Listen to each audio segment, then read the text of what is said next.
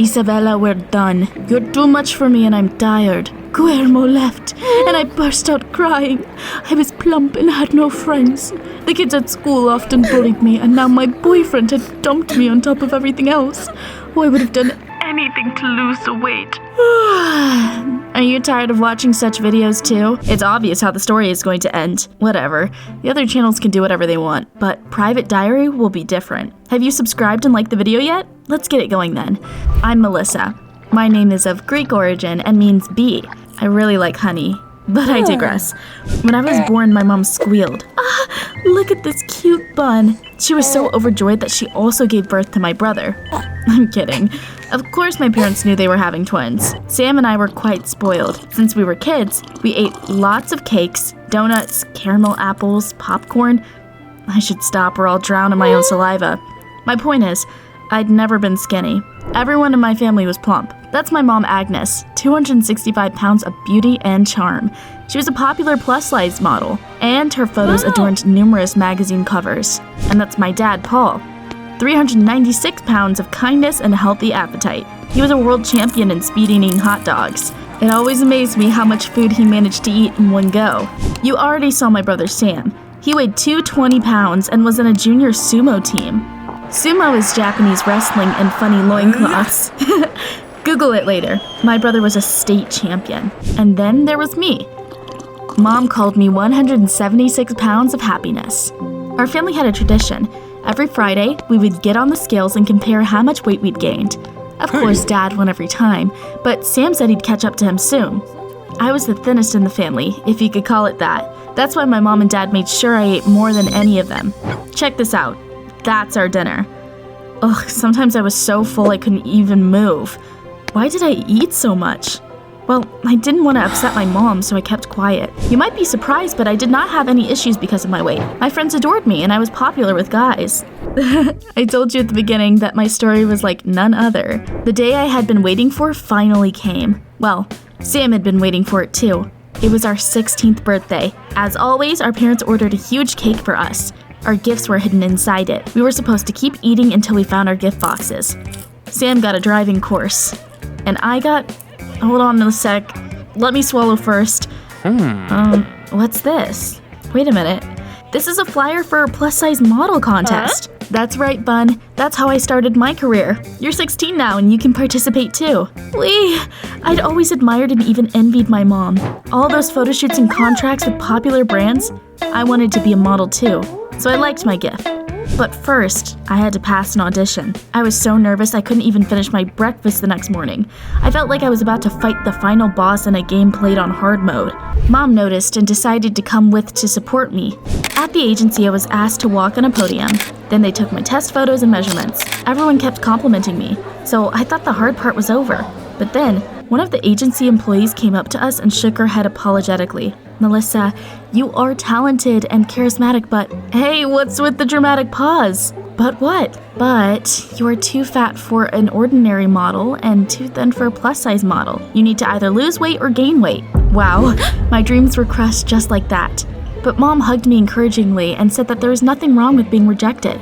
You'll just have to eat more, and as soon as you gain some weight, we'll try again. Mom decided I had to eat double the amount of food I usually did. As soon as we left the agency, she got us donuts and 3 fillings. I was waiting for her at the car when I noticed a slender woman that was looking at me like I was painting in a museum. Melissa, sweetie, you've grown so big. Do I know you? The woman was about to say something when Mom came back with the donuts. She glared at the stranger and told me to get in the car. Don't talk to that woman, sweetie. But who is that, and how does she know me? Here are your donuts. Chew more, talk less. We drove off. I listened to my mom and got to chewing. I ate when I was in class. When I hung out with my friends, when I watched Private Diary, I even ate while brushing my teeth. I did everything to gain weight for the next audition. But the weird thing was, I started losing weight instead. At first I thought the scales were broken, but when my parents and brother stood on them, they worked correctly. Mom was very supportive and even hung a frame on the wall for a future magazine cover with me on it. I didn't want to disappoint her, so I didn't tell her about my problems and kept eating everything in sight. I felt like Pac-Man. Chom chom, yummy. Unfortunately, nothing worked. I kept losing weight and was so upset I lost appetite. One day I even fainted at school. While I was unconscious, I saw giant hamburgers chasing me. I quickly came to, but my teacher was worried and called my parents anyway. They immediately came and took me home. Melissa, you're worrying me. You look like an eclair without filling. What's going on? Do you ever feel like your mom is a human lie detector too? She would sometimes look at me and it was like a light bulb appeared above her. Beep beep, lies detected. I had no choice but to admit that I was losing weight. My parents were horrified. They thought I had been starving myself and fainted because of that, so I had a feast waiting for me at home. While I was gorging myself in the kitchen, my parents were anxiously whispering to each other in the hallway. At first I didn't think it was important, but then I overheard something that piqued my interest. It's all Laura's fault. We ran into her by the modeling agency. Laura? Was she talking about the woman who called me by my first name? I wanted to ask my parents about her, but I was so full that I couldn't get up from the table. Oh, roll me to my room, please. For dinner, Mom cooked her special steak the size of Texas. I couldn't even look at food anymore and pushed the plate away from me. My family stared at me like they wanted to ask, "Who are you and what did you do to our Melissa?" It's time for desperate measures. Mom handed me some appetite stimulants and told me to take those pills every day. I dreamed of a career as a plus-size model, so I didn't argue. To my parents' delight, I started gorging myself again, but my health kept getting worse. Maybe my appetite wasn't the problem after all. Still, I didn't want to upset Mom, so I didn't tell her anything. One day, I went shopping with my family. I felt a little dizzy and went to the bathroom to wash my face with cold water. However, as soon as I bent over the sink, the world went dark and I fainted again. When I woke up, I saw Laura's worried face above me. She was the one who found me. The woman was saying something, but my ears were buzzing and I couldn't make out the words. All of a sudden, Mom burst into the bathroom and chased Laura away from me. "It's you again? Stay away from Melissa. Agnes, can't you see you're hurting your daughter? I said get out." Before she left, the woman managed to slip a piece of paper into my pocket. What the heck? When did my life turn into a spy movie? At home, I asked my parents who that mysterious stranger was, but they told me to stay in bed and not worry about anything until I got better. But I overheard them whispering about that woman again. The secrecy was starting to piss me off. I remembered the piece of paper in my pocket and unfolded it.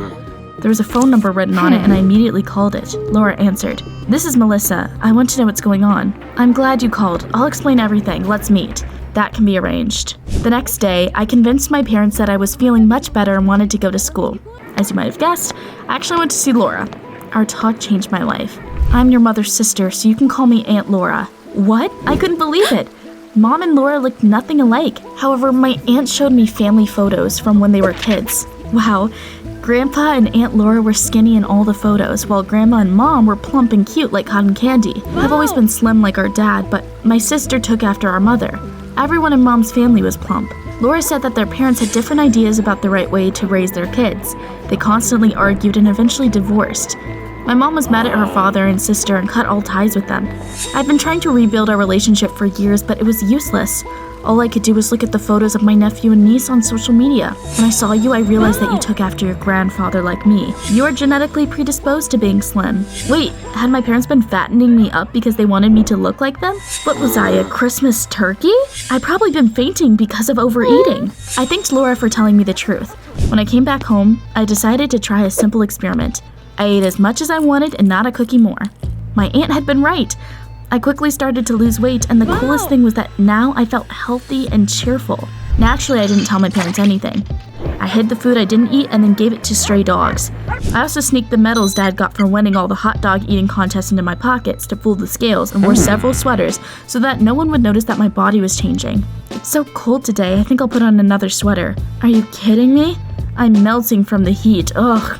Things were fine for a while, but one day my mom came to pick me up from school without warning and brought me to the modeling agency. "I think your measurements should be just right now." Oops, I suddenly got nervous. I couldn't let her find out the truth, so when we arrived, I asked Mom to wait for me in the hallway. "Knock them dead, my marshmallow."